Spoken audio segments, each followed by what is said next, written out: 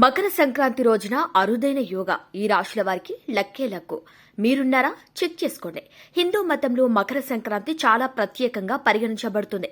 ఈ రోజున సూర్యుడు ఉత్తరం వైపు కదలటం ప్రారంభిస్తాడు కనుక ఉత్తరాయణ కాలం మొదలవుతుంది. సూర్యుడు మకర రాశిలోకి ప్రవేశించిన రోజుని మకర సంక్రాంతి పండుగగా జరుపుకుంటారు. ఇది హిందువుల ప్రధాన పండుగ. కొత్త ఆంగ్ల సంవత్సరంలో జరుపుకునే మొదటి పండుగ. మకర సంక్రాంతి నాడు పవిత్ర నదుల్లో స్నానం చేయటం శుభప్రదంగా భావిస్తారు. ఈ రోజున స్నానం చేయటం వలన పుణ్యఫలం లభిస్తుంది. జనవరి 14న సూర్యుడు మకర రాశిలోకి ప్రవేశిస్తాడు. ఈ ఏడాది జనవరి 14 తేదీ ఉదయం 9:03 సూర్య భగవానుడు మకర రాశిలోకి ప్రవేశిస్తాడు. ఇలాంటి పరిస్థితుల్లో ఈ ఏడాది జనవరి 14న మకర సంక్రాంతిని జరుపుకోనున్నారు. ఈ సంవత్సరం మకర సంక్రాంతి రోజున అనేక శుభయోగాలు ఏర్పడుతున్నాయి.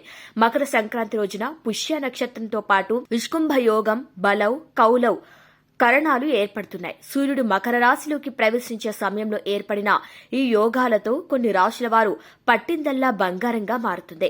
ఈ రోజు ఏ రాశుల వారికి ప్రయోజనం పొందనున్నారో తెలుసుకుందాం. కర్కాటక రాశి. సూర్యుడు మకర రాశిలోకి ప్రవేశించిన తర్వాత ఈ రాశి చక్రంలోని 7వ ఇంట్లో సంచరిస్తాడు. అటువంటి పరిస్థితుల్లో కర్కాటక రాశి వారికి అన్ని రంగాల్లో విజయ అవకాశాలు లభిస్తాయి. ఆర్థిక లాభం కూడా ఉండవచ్చు. ఎప్పటి నుంచో ఆగిన పనులు పూర్తయ్యే అవకాశం ఉంది. పాత మిత్రులను కలుసుకోవచ్చు. ఈ రాశికి చెందిన ఉద్యోగులు తమ పనికి తగిన ప్రశంసలను అందుకుంటారు. వ్యాపారస్తులు లాభాలను పొందే అవకాశం ఉంది. ఆర్థిక పరిస్థితిలో మెరుగు ఉంటుంది. ఆరోగ్యపరంగా కూడా బాగుంటారు. ఇక తులారాశి. మకర రాశిలోకి ప్రవేశించిన తర్వాత సూర్యుడు ఈ రాశి చక్రంలోని 4వ ఇంట్లో సంచరించనున్నాడు. దీంతో తులారాశి వారు పట్టిందల్లా బంగారంగా మారుతుంది. ఇంట్లో సంతోషం నెలకొంటుంది. ఇంట్లో శుభకార్యాలు జరిగే అవకాశాలు ఉన్నాయి. కెరియర్ పరంగా విజయం సాధించవచ్చు. వ్యాపారస్తులు పనుల విజయవంతమవుతాయి. కొత్త ఆదాయ వనరులు లభిస్తాయి. డబ్బు ఆదాయం చేయటంలో విజయం సాధించవచ్చు. ఇక మీనరాశి. మకర రాశిలోకి ప్రవేశించిన తర్వాత సూర్యుడు ఈ రాశిలోని 11వ ఇంట్లో సంచరించనున్నాడు.